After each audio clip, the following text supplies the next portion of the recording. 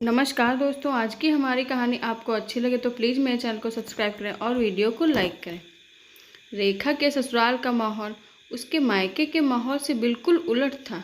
रेखा के मायके में जहाँ सब एक दूसरे को बराबर मान सम्मान देते थे, कोई किसी के लिए किसी भी तरह की गाली गलौज या अपशब्द का प्रयोग नहीं करता था, लेकिन ससुराल में सब कुछ पूरी तरह अलग था।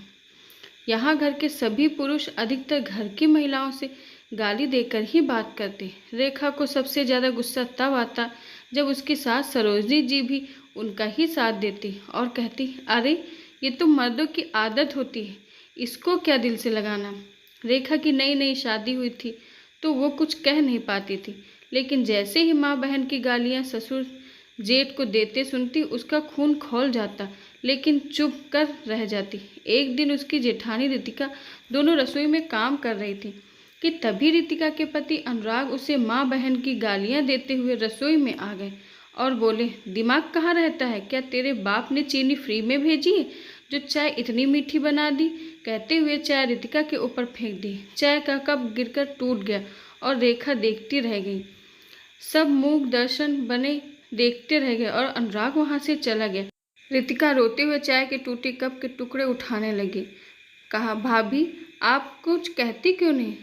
मेरी किस्मत ही ऐसी और मेरी ही गलती है। अगर चाय मीठी न बनती तो ये ऐसा न करते।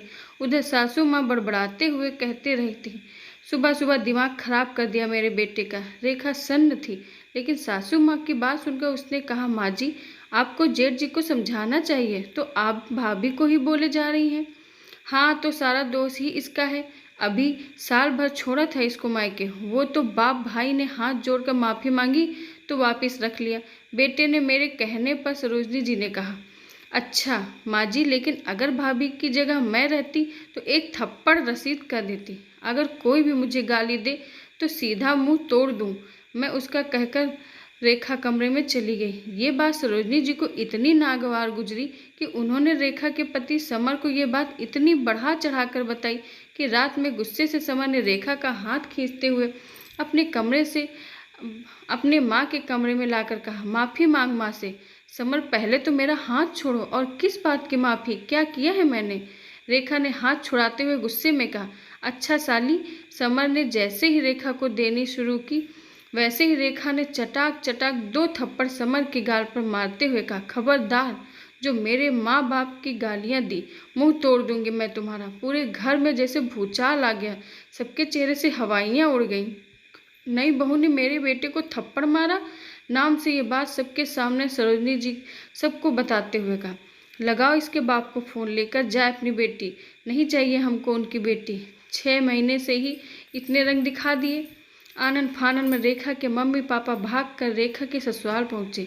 एक ही शहर में होने की वजह से वो लोग कुछ ही देर में पहुंच गए। रेखा के पापा सुनील और माँ रमा के पहुंचते ही रेखा के सास ससुर जेठ सबके सब शिकायत लेकर शुरू हो गए। सरोजनी जी ने कहा, आपने अपनी बेटी को तमीज ही नहीं सिखाई। ले जाइए अपनी बेटी, हमें ऐसी बहू नहीं चाहिए जो अपने पति को मारती हो। लेकिन बहन जी बात क्या हुई थी ये तो बताइए। रेखा बिना बात के तो मारेगी नहीं, इतना तो मैं दावे से कह सकता हूँ। सुनील जी हमसे क्या पूछ रहे हैं? अपनी बेटी लेकर जाइए और वहीं पूछते रहिएगा। ससुर जी ने कहा, मैं बताती हूँ पापा, क्योंकि समर ने मुझे माँ बहन की गाली दी इसलिए मैंने थप्पड़ मारा। रेखा ने कहा। अपनी बेटी की बात सुनते समर के पापा जाकर सुनील जी ने कहा, दामाद जी देखो तो चेहरा सब ठीक ठाक तो है। समधन जी ने फ़ोन किया तो मैं डर गया कि कहीं आपके फेस का नक्शा तो नहीं बिगाड़ दिया मेरी बेटी ने। दरअसल क्या है कि वो ब्लैक बेल्ट है कराटे में। ये बात मैं आप लोगों को बताना भूल गया था। समधन जी बहुत अच्छा किया मेरी बेटी ने समर को थप्पड़ मार के। मैं तो कहता हूँ कि इसको तो 2-4 और मारने चाहिए थे आपको, क्योंकि आप तो पढ़े लिखे गंवार निकले, जिसको ये नहीं पता कि माँ बहनों की गाली नहीं देते, उन्हें सम्मान देते हैं। आप सब लेक्चर देना बंद कीजिए, इसमें कौन सी नई बात है? मर्दों की तो आदत होती है। बहन जी आप जैसी औरतें ही औरतों के नाम पर कलंक होती हैं। गाली देना, अपशब्द कहना महिलाओं को, ये सब मर्दों की निशानी नहीं समझी जाती। मैं भी मर्द हूँ तो क्या मैं आपको गाली दूँ? मर्द बनाने की बजाय आपने अपने बेटे को संस्कार और औरतों की इज्जत करना सिखाया होता तो अच्छा होता। कहा ना पापा, उपदेश मत दीजिए, अपनी बेटी लेकर जाइए। जब जाएंगे हाथ जोड़ते हो माफ़ी मांग, तब पता चलेगा। शादीशुदा बेटियां रखना बहुत आसान है, समाज ताने देता है, तब चलेगा। जेठ जी ने कहा, हाँ हाँ, मैं खुद भी ऐसे घर में अपनी बेटी को नहीं रहने दूंगा जहाँ इतने गिरे विचारों के लोग रहते हों। और माफ़ी कौन किससे मांगेगा, ये तो आने वाला समय ही बताएगा। चलो बेटा यहाँ से। रेखा अपने मम्मी पापा के साथ चली गई। अगले दिन शाम को डोरबेल बजी तो रेखा ने दरवाज़ा खोला। देखा तो रेखा के ससुराल वाले दरवाजे पर खड़े थे। रेखा देखकर आश्चर्य हो गई कि कल तक जिनको अभिमान था आज यहाँ कैसे। तभी रेखा के पापा ने कहा, बेटा अंदर ले चलो, मेहमानों का स्वागत दरवाजे पर नहीं करते। आइए आइए, अंदर आइए। समधी जी, हम बैठने नहीं बल्कि कहने आए हैं कि आप केस वापस ले लीजिए। समर को जेल में बंद कराकर क्या फ़ायदा होगा। माफ़ कीजिएगा समधन जी, मैं वो पिता नहीं जो बेटी को दान देकर मजबूर हो जाए। मैंने अपनी बेटी ब्याही थी आपके यहाँ, कोई सौदा नहीं किया था जो आप उसके साथ गाली गलौज और मारपीट करेंगे। मेरी बेटी मेरी कमजोरी नहीं, मेरी ताकत है, और आपने जीते जी उसके मान सम्मान पे आँच नहीं आने दूंगा। अब तो आप देखते जाइए कि कैसे आप मेरी बेटी को हक भी देंगी और सम्मान भी। मैंने अपनी बेटी को सम्मान देना और लेना दोनों सिखाया है। आप लोगों की हिम्मत कैसे हुई उसके साथ ऐसा व्यवहार करने की। अभी तो सिर्फ समझ जेल में है, आगे आप सब भी वहीं होंगे। नहीं नहीं समधी जी, ऐसी बात मत कीजिए, गलती हो गई, माफ़ कर दीजिए। आप कहिए तो हम सब रेखा से माफ़ी मांग लेते हैं। संबंध तो जोड़ने के लिए बनाए जाते हैं, तोड़ने के लिए हैं।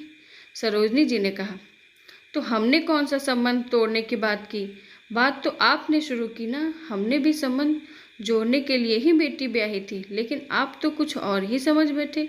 सुनील जी ने कहा, आखिर आप चाहते क्या हैं ये बताइए। हम तो रेखा को अपने साथ ले जाने आए हैं।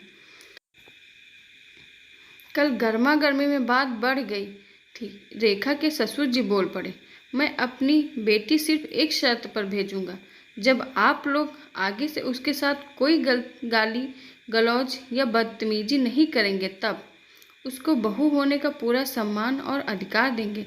सुनील जी ने कहा, समधी जी, हमें आपकी सारी शर्त मंजूर है। सरोजनी जी बोल पड़ी। आखिर में सुनील जी ने घरेलू हिंसा का केस वापस ले लिया और रेखा को उसके ससुराल जाने दिया, क्योंकि कोई पिता अपनी बेटी का घर नहीं तोड़ना चाहता है तो सिर्फ इतना कि उसकी बेटी को उसके ससुराल में भरपूर प्यार और सम्मान मिले। आशा करती हूँ दोस्तों आपको हमारी कहानी पसंद आई होगी। धन्यवाद।